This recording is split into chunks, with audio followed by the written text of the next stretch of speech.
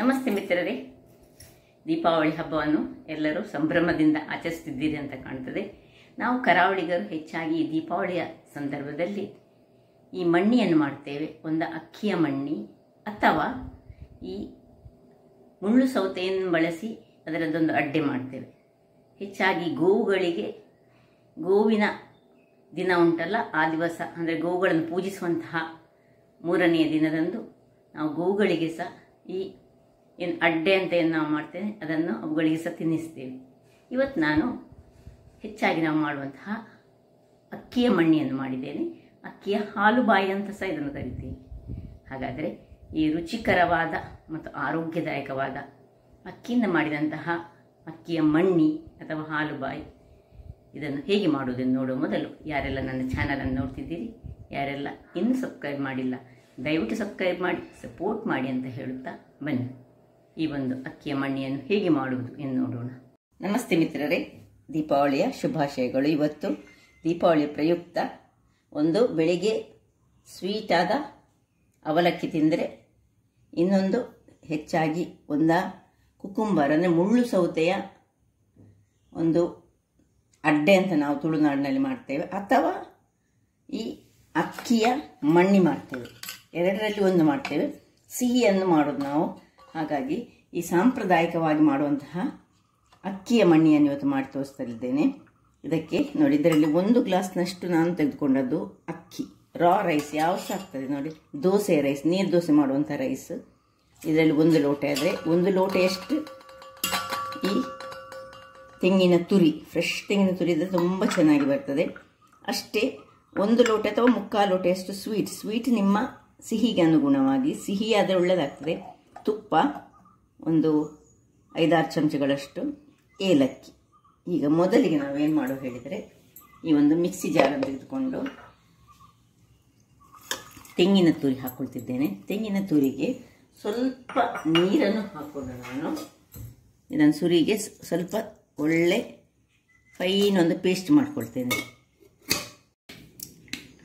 ವೀಕ್ಷಕರೇ, ಇಲ್ಲಿ ನೋಡಿ, ಇಷ್ಟು ಸಾಧಾರಣ ಸ್ವಲ್ಪ ಗ್ರೈಂಡ್ ಆಯ್ತಿದೆ. ಈಗ ಇನ್ನು ಅದಕ್ಕೆ ಬೆಲ್ಲವನ್ನು ಹಾಕ್ಕೊಳ್ತಿದ್ದೇನೆ.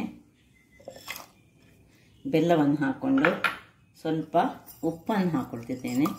ಇದೆಲ್ಲ ಮಿಕ್ಸ್ ಆಗಲಿಕ್ಕೋಸ್ಕರ ಇನ್ನು ಸ್ವಲ್ಪ ನೀರನ್ನು ಹಾಕ್ಕೊಂಡು ಇನ್ನೊಮ್ಮೆ ಸ್ವಲ್ಪ ಗ್ರೈಂಡ್ ಮಾಡ್ತೇನೆ. ಸ್ವಲ್ಪ ನೀರಾಗಿ ಗ್ರೈಂಡ್ ಮಾಡಬೇಕು. ವೀಕ್ಷಕರೇ ನೋಡಿ, ಇಷ್ಟು ಗ್ರೈಂಡ್ ಆದಮೇಲೆ ಈಗ ಇದಕ್ಕೆ ನಾವು ಅರಿಯುವ ಕಲ್ಲಿನಲ್ಲಿ ಮಾಡಿದರೆ ಬಹಳ ಚೆನ್ನಾಗಿ ಬರ್ತದೆ, ಅಥವಾ ವೆಟ್ ಗ್ರೈಂಡರ್. ನಾನು ತುಂಬ ಮಂದಿ ನಾನು ಸ್ವಲ್ಪ ಮಾಡ್ತಿದ್ದೇನಲ್ಲ, ಹಾಗಾಗಿ ನಾನು ಈ ಮಿಕ್ಸಿಯಲ್ಲಿ ತೋರಿಸ್ತಿದ್ದೇನೆ. ಇನ್ನೀಗ ಅಕ್ಕಿಯನ್ನು ಇದಕ್ಕೆ ಹಾಕೊಳ್ಳೋಣ. ತುಂಬ ಮಾಡೋದು ವೆಟ್ ಗ್ರೈಂಡರಲ್ಲಿ ಇದ್ದರೆ ಒಳ್ಳೆ ಫೈನಾಗಿ ನಮಗೆ ಬೇಕು. ಅದರಿಂದಾಗಿ ಇದನ್ನೀಗ ನೀರು ದೋಸೆ ಹದಕ್ಕೆ, ನಾವು ನೀರು ದೋಸೆಗೆ ಹೇಗೆ ಗ್ರೈಂಡ್ ಮಾಡ್ತೇವೆ ನೋಡಿ, ಅದೇ ರೀತಿಯಲ್ಲಿ ನಾನು ಇಲ್ಲಿ ನೋಡಿ ಮುಚ್ಚಿಕೊಂಡು ಗ್ರೈಂಡರಲ್ಲಿಟ್ಟು ವೀಕ್ಷಕರೇ, ಇಲ್ಲಿ ನೋಡಿ, ಒಳ್ಳೆ ಫೈನಾದ ಪೇಸ್ಟ್ ಅಂದರೆ ಬ್ಯಾಟರ್ ರೆಡಿ ಆಯಿತು. ಈಗೊಂದು ಯಾವ ಪಾತ್ರೆಯಲ್ಲಿ ನೀವು ಮಾಡ್ತೀರಿ ನೋಡಿ, ಅದೇ ಪಾತ್ರೆಯಲ್ಲಿ ನಾವು ಸ್ವಲ್ಪ ದಪ್ಪ ತಳ ಇದ್ದರೆ ಬಹಳ ಉತ್ತಮ. ಇದಕ್ಕೆ ಶಿಫ್ಟ್ ಮಾಡಿಕೊಂಡು ಇದಕ್ಕೆ 2 ಗ್ಲಾಸ್ನಷ್ಟು, ಅಂದರೆ ಇದರ ಬ್ಯಾಟರ್ ಹೇಗೆ ಬರಬೇಕು ಹೇಳಿದರೆ, ನೀರು ದೋಸೆ ಬ್ಯಾಟರ್ಗಿಂತ ಸಹ ಸ್ವಲ್ಪ ನೀರಾಗಿ ನಾವು ಮಾಡ್ಕೊಳ್ಬೇಕು. ಯಾಕೆ ಹೇಳಿದರೆ ಅದು ಒಳ್ಳೆ ಬೇಯಬೇಕಾಗ್ತದೆ. ಇದು ಅಕ್ಕಿ ಅಲ್ಲ, ಅದರಿಂದಾಗಿ ಅಕ್ಕಿ ಅಥವಾ ರಾಗಿದು ಯಾವುದ್ರದ್ದು ಹಾಲುಬಾಯಿ ಮಾಡುವಾಗ ಸಹ ಹಾಗೆ ಮೊದಲಿಗೆ ಆದಷ್ಟು ನೀರು ಮಾಡಿಕೊಳ್ಬೇಕು. 2-3 ಗ್ಲಾಸ್ನಷ್ಟು ನೀರನ್ನು ಹಾಕ್ಕೊಂಡು ನೋಡಿ, ನಾನು ಕನ್ಸಿಸ್ಟೆನ್ಸಿ ಈಗ ತೋರಿಸ್ತೇನೆ. ನಾನು ಒಟ್ಟು 2 ಗ್ಲಾಸ್ನಷ್ಟು ಪುನಃ ನೀರನ್ನು ಹಾಕ್ಕೊಂಡೆ ನೋಡಿ, ತೆಳುವು ಮಾಡಿಕೊಡ್ಬೇಕು. ಹೇಗೆ ನೀರು ದೋಸೆಯ ಬ್ಯಾಟರ್ ಉಂಟು ಅದಕ್ಕಿಂತ ಸಹ ತೆಳು. ಈಗ ಇದನ್ನು ಒಲೆ ಮೇಲೆ ಇಟ್ಕೊಳ್ಳೋಣ. ಒಲೆ ಮೇಲೆ ಇಟ್ಕೊಂಡು ಗ್ಯಾಸನ್ನು ಉರಿಸ್ಕೊಳ್ತಿದ್ದೇನೆ. ಈಗ ಇದನ್ನು ಕಂಟಿನ್ಯೂಸ್ ಆಗಿ ನಾವು ಏನು ಮಾಡಬೇಕು ಹೇಳಿದರೆ ತಿರುಗಿಸ್ತಾ ಇರಬೇಕು, ಇಲ್ಲದಿದ್ದರೆ ಇದು ಗಂಟಾಗ್ತದೆ ನೋಡಿ. ನಿಮಗೆ ಇದರ ಕನ್ಸಿಸ್ಟೆನ್ಸಿ ನಿಮಗೆ ಕಾಣಬಹುದು. ಸೊ ತಿರುಗಿಸುವುದರಲ್ಲಿ ಮೇನ್ ಇರೋದು. ಸೊ ನೀವು ಸರಿಯಾಗಿ ನೀರು ಮಾಡಿಕೊಳ್ಳದಿದ್ರೆ ಏನಾಗ್ತದೆ ಹೇಳಿದರೆ ಅದು ಮತ್ತೆ ಅರ್ಧ ಬೆಂದುಕೊಳ್ತದೆ. ಅದರಿಂದಾಗಿ ನಾನು 1 ಲೋಟ ಅಕ್ಕಿ ತೆಗೆದುಕೊಂಡದ್ರಿಂದಾಗಿ ಸಾಧಾರಣ ಇದರಲ್ಲಿ 3-4 ಲೋಟ ಆದರೂ ನೀರು ಉಂಟು. ಇದರಲ್ಲಿ 4 ಲೋಟ ಆದರೂ ನೀರು ಹಾಕಲೇಬೇಕು, ಇಲ್ಲದಿದ್ದರೆ ಅರೆ ಬೆಂದು ಹೋದ ನಮ್ಮದು ಮಣ್ಣಿ ಆಗ್ತದೆ. ಅದರಿಂದಾಗಿ ನೋಡಿ ಹೀಗೆ ಕಂಟಿನ್ಯೂಸ್ ಆಗಿ ಈಗ ಹೀಗೆ ಮಾಡ್ತಾ ಇರುವಾಗಲೇ ಮೊದಲು ಸಹ ಹಾಕೊಳ್ಬೋದು. ಕೇವಲ 1 ಸ್ಪೂನಿನಷ್ಟು ನಾನು ತುಪ್ಪವನ್ನು ಈಗ ಹಾಕೊಂಡಿದ್ದೇನೆ. ಮತ್ತೆ ಬೇಕಿದ್ರೆ ಹಾಕೊಳ್ಳೋಣ. ಸ್ಟಾರ್ಟಲ್ಲಿ 1 ತುಪ್ಪ ಹಾಕೊಳ್ಬೇಕು, 1 ಸ್ಪೂನ್ನಷ್ಟು. ಹೀಗೆ ಕಂಟಿನ್ಯೂಸ್ ಆಗಿ ನಾವು ಇದನ್ನು ತಿರುಗಿಸ್ಕೊಳ್ಳೋಣ. ನೋಡಿ ನಾನು 1 ಚಮಚ ತುಪ್ಪ ಹಾಕಿದ್ರೆ ಸಹ ನೋಡಿ ಇದರಲ್ಲಿ ತುಂಬ ಇದಕ್ಕೆ ಹೆಚ್ಚು ತುಪ್ಪ ಏನು ಬೇಕಂತೇಳಿ ಇಲ್ಲ. ಇಲ್ಲಿ ನೋಡಿ ಹೀಗೆ ಅಡಿಯಲ್ಲಿ ಇದು ಬರ್ತದೆ. ಅದರಿಂದಾಗಿ ಕಂಟಿನ್ಯೂಸ್ ಆಗಿ ಹೀಗೆ ಇದನ್ನು ತಿರುಗಿಸ್ತಾನೇ ಇರಬೇಕು. ಅದು ತಿರುಗಿಸ್ತಾ ಇರುವಾಗ ಇಲ್ಲಿ ನೋಡಿ ಒಂದು ಸಣ್ಣ ಎಲೆಗೆ, ಒಂದು ಬಟ್ಟಲಿಗೆ ಎಲೆ ಮತ್ತು ತುಪ್ಪವನ್ನು ಸವರಿ ನಾವು ರೆಡಿ ಮಾಡಿಕೊಂಡು ಇಟ್ಕೊಳ್ಬೇಕು. ಯಾಕೆ ಹೇಳಿದರೆ ಅದು ಆದ ಕೂಡಲೇ ಮತ್ತೆ ಇದನ್ನು ಇದಕ್ಕೆ ಶಿಫ್ಟ್ ಮಾಡಲಿಕ್ಕೆ ಉಂಟು. ಅಥವಾ ಖಾಲಿ ಬಟ್ಟಲಿಗೆ ಸಹ ತುಪ್ಪ ಸವರಿ ಮಾಡ್ಬೋದು. ಎಲೆ ಹಾಕಿದರೆ ಎಲೆ ಒಂದು ಪರಿಮಳ ಅದರೊಟ್ಟಿಗೆ ಚೆನ್ನಾಗಿ ಬರ್ತದೆ. ಇಲ್ಲಿ ಇದನ್ನು ಹೀಗೆ ಕಂಟಿನ್ಯೂಸ್ ಆಗಿ ತಿರುಗಿಸ್ಕೊಳ್ತೇನೆ. ಇಲ್ಲಿ ನೋಡಿ ಕಂಟಿನ್ಯೂಸ್ ಆಗಿ ನಾನು ತಿರುಗಿಸ್ತಾನೆ ಇದ್ದೇನೆ. ಗಟ್ಟಿ ಆಗ್ತಾ ಬಂತು ನೋಡಿ. ಗಟ್ಟಿ ಆಗುವಾಗ ನಾವು ಇದನ್ನು ಒಳ್ಳೆ ತಿರುಗಿಸಬೇಕು. ಈ ತರ ದಪ್ಪ ದಪ್ಪ ದಪ್ಪ ಆಗ್ತಾ ಬರ್ತದೆ.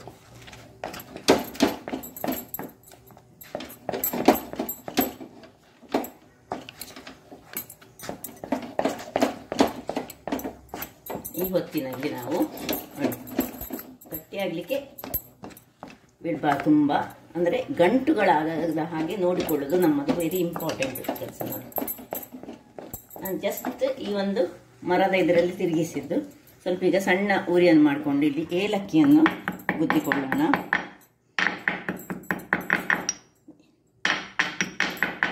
ಒಂದು ಚಮಚದಷ್ಟು ಈ ಪುಡಿ ಏಲಕ್ಕಿಗಿಂತ ಈ ಇಡೀ ಏಲಕ್ಕಿಯನ್ನು ಅದರ ಬೀಜ ತೆಗೆದು ಮಾಡಿದರೆ ಬಹಳ ಒಳ್ಳೆಯದು. ನೋಡಿ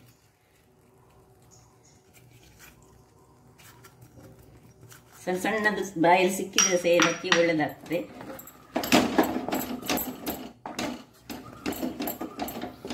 ನಮ್ಮ ಬೆಲ್ಲ ಸ್ವಲ್ಪ ಬಿಳಿ ಇದ್ದದ್ರಿಂದ ಹೀಗೆ ಬಿಳಿ ಬಿಳಿ ಬರ್ತದೆ. ಸಪೋಸ್ ಬೆಲ್ಲ ಕಪ್ಪು ಬೆಲ್ಲ ಆದರೆ, ಜೋನಿ ಬೆಲ್ಲ ಆದರೆ ಕಲರ್ ಒಂದೊಮ್ಮೆ ಬ್ರೌನಿಶ್ ಕಲರಲ್ಲಿ ಬರ್ತದೆ.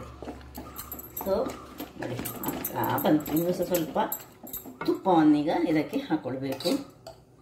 ಇಷ್ಟ ಆಗುವಾಗ 1 ಚಮಚದಷ್ಟು ತುಪ್ಪ ಪುನೊಮ್ಮೆ ಹಾಕೊಂಡು ಒಟ್ಟು 2-3 ಸರ್ತಿ ಹೀಗೆ ತುಪ್ಪವನ್ನು ಹಾಕೊಳ್ಬೇಕು. ಒಂದು ಸರ್ತಿ ಹಾಕಿದ ತುಪ್ಪದಂದು ಮಿಸ್ ಆಯಿತು ನಾನು ಮಾಡೋದು. ಸೊ ಸುರಿಗೆ ಒಂದು ಸರ್ತಿ ಹಾಕಿದೆ, 2ನೇ ಬಾರಿ ಹಾಕಿದೆ, ಈಗ 3ನೇ ಬಾರಿ ನಾನು ತುಪ್ಪ ಹಾಕೊಂಡದ್ದು. ಸೊ ತುಪ್ಪ ಹಾಕಿದಷ್ಟು ನಿಮಗೆ ಅದು ರುಚಿಯಾಗಿ ಬರ್ತದೆ. ನೋಡಿ ಇನ್ನೊಂದು ಸರ್ತಿ 1 ಚಮಚದಷ್ಟು ತುಪ್ಪವನ್ನು ಪುನಃ ಹಾಕೊಳ್ತಿದ್ದೇನೆ.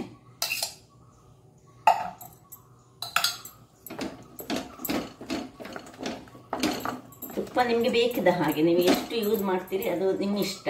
ಆದರೆ ತುಪ್ಪ ಹಾಕಿದಷ್ಟು ಅದು ರುಚಿ ತುಂಬ ಬರೋದು. ನೋಡಿ ಇನ್ನು ಸ್ವಲ್ಪ ಗಟ್ಟಿ ಹಾಕ್ಕೊಳ್ಬೇಕು.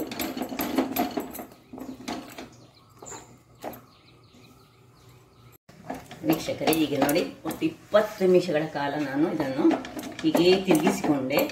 ಸರಿ ತಿರುಗಿಸದಿದ್ದರೆ ಅದು ಒಳ್ಳೆ ಬೇಯುವುದಿಲ್ಲ, ಅಕ್ಕಿ ಅಲ್ಲ. ಅದರಿಂದಾಗಿ ತುಂಬ ಕೇರ್ಫುಲ್ ಆಗಿರಬೇಕು. ನೋಡಿ ಹೀಗೆ ತಳ ಬಿಡ್ತಾ ಬಂತು. ನೋಡಿ ಯಾವಾಗ ಹೀಗೆ ತಳ ಬಿಟ್ಟಿತ್ತು ನೋಡಿ ಆಯ್ತು ಹೇಳಿ ಅರ್ಥ. ಇಲ್ಲಿ ಬೇಕಿದ್ರೆ 1 ಚಮಚದಷ್ಟು ಬೇಕಿದ್ರೆ ಮಾತ್ರ ಹಾಕೊಳ್ಬೋದು. ನಾನು ಹೇಳಿದಾಗ ತುಪ್ಪ ಹಾಕ್ಕೊಂಡು ಇನ್ನು ಆಫ್ ಮಾಡ್ಕೊಳ್ತಿದ್ದೇನೆ ನಾನು. ಈಗ ಇದನ್ನು ಕೂಡಲೇ ಇದಕ್ಕೆ ಟ್ರಾನ್ಸ್ಫರ್ ಮಾಡ್ಕೊಳ್ಳೋಣ. ಇಲ್ಲಿ ನೋಡಿ ಸೈಡ್ಸಿಗೆ ಸಹ ನಾವು ಸ್ವಲ್ಪ ಈ ಇದರದ್ದು ಪಾತ್ರೆಯದ್ದು ಹಾಕ್ಕೊಳ್ಬೇಕಾಗ್ತದೆ ತುಪ್ಪವನ್ನು. ಸೊ ಹೀಗೆ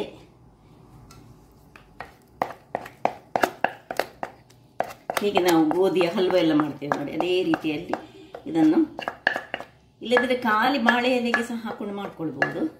ಅದು ಖಾಲಿ ಪ್ಲೇಟಿಗೆ ಸಹ ಹಾಕಿ ಮಾಡ್ಬೋದು ನೋಡಿ. ಇದನ್ನೆಲ್ಲ ನಾನೀಗ ಚಟ್ಟೆ ಫ್ಲ್ಯಾಟ್ ಮಾಡ್ಕೊಳ್ತೇನೆ.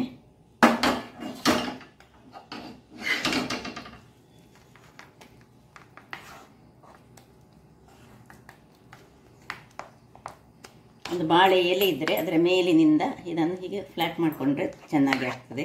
ನಾನು ತೋರಿಸ್ತೇನೆ ಹೇಗೆ ಹೇಳಿ.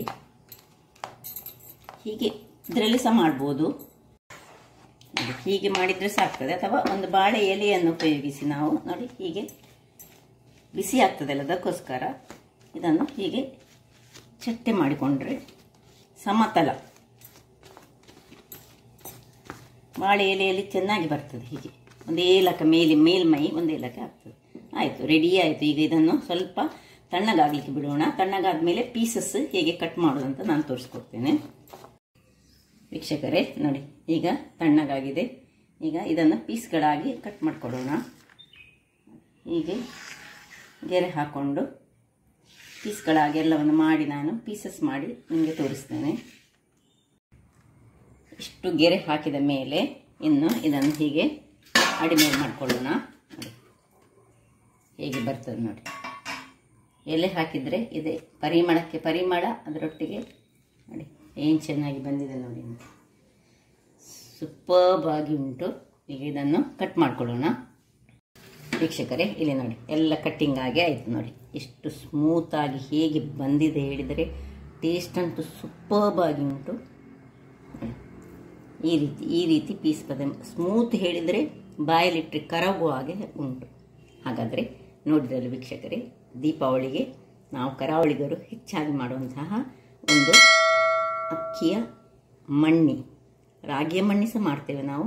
ಈವನ್ ನಾವು ಇವತ್ತಿನ ವಿಶೇಷ ಹೆಚ್ಚಾಗಿ ಈ ಕುಕುಂಬರಿನಿಂದ ಅಂದರೆ ಮುಳ್ಳು ಸೌತೆಯಿಂದ ಮಾಡಿದಂತಹ ಒಂದು ಅಡ್ಡೆ ಅಂತ ನಾವು ಕರಿತೇವೆ ಅದಕ್ಕೆ.